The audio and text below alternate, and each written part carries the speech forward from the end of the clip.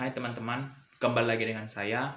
Pada kelanjutan video kali ini, saya akan membahas video saya yang keenam, yaitu sensor remote sensing.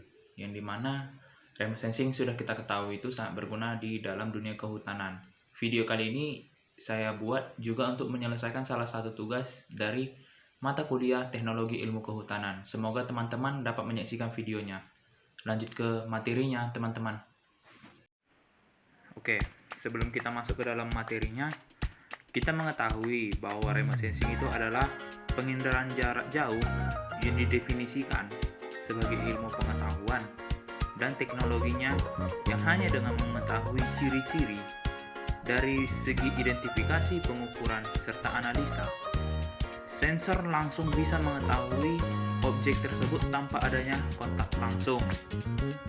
Nah, sensor itu sendiri dibagi menjadi dua, yaitu sensor pasif dan sensor aktif. Yang pertama, sensor pasif. Sensor pasif itu sensor yang mampu menghasilkan sinyal output tanpa memerlukan pasokan listrik dari eksternalnya. Contohnya saja termokouple. Dia bisa menghasilkan nilai tegangan sesuai dengan suhu yang diterimanya. Jadi tanpa adanya listrik, sensor ini bisa bekerja. Sedangkan sensor aktif itu kebalikan daripada sensor pasif tersebut, yang dimana memerlukan pasokan sumber daya untuk bisa bekerja. Jadi sensor aktif ini membutuhkan suatu tenaga yang berasal dari luar, yaitu tenaga eksternalnya, untuk bisa melakukan aktivitas sensor tersebut. Radiasi elektromagnetik tidak akan pernah bisa lepas dari yang namanya sensor remote sensing, yang dimana remote sensing tidak perlu kontak langsung. Maka remote sensing menggunakan radiasi elektromagnetik yang dipancarkan maupun dipantulkan dari objek yang diamati. Tentunya ada interaksi antara materi dan radiasi elektromagnetik.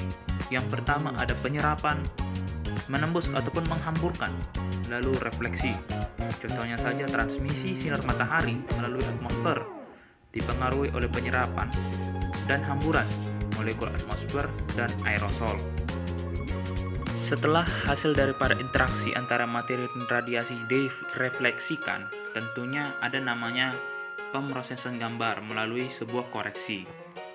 Ada beberapa jenis koreksi. Yang pertama, koreksi radiometrik, koreksi atmosfer, distorsi citra geometris, koreksi geometri, transformasi koordinat, persamaan kolinearitas, resample dan interpolasi, lalu proyeksi peta. Nah, kemudian dalam sensor kita juga mengenal yang namanya resolusi.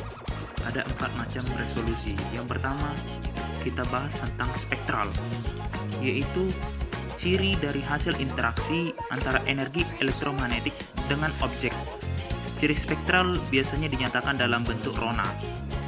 Yang kedua ada resolusi spasial.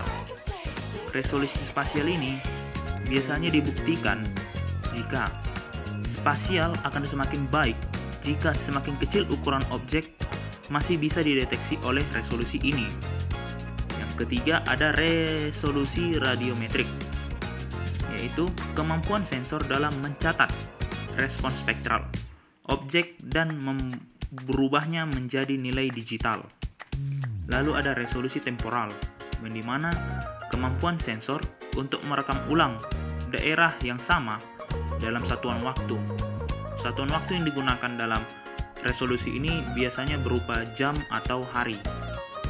Ya, kemudian aplikasi remote sensing itu bisa kita lihat dari ekstraksi lineamen, interpretasi, pengukuran tinggi, klasifikasi pelindung lahan. Berikut adalah contoh daripada sensor remote sensing dari satelit yang ada namanya satelit IKONOS. Itu biasanya spasialnya tinggi antara 1 sampai 4 meter, dan QuickBird itu resolusinya itu 0,6 meter. Lalu berikut adalah macam-macam georeferensi dan gambar-gambar yang diambil dari ArcGIS ataupun Autodesk Map.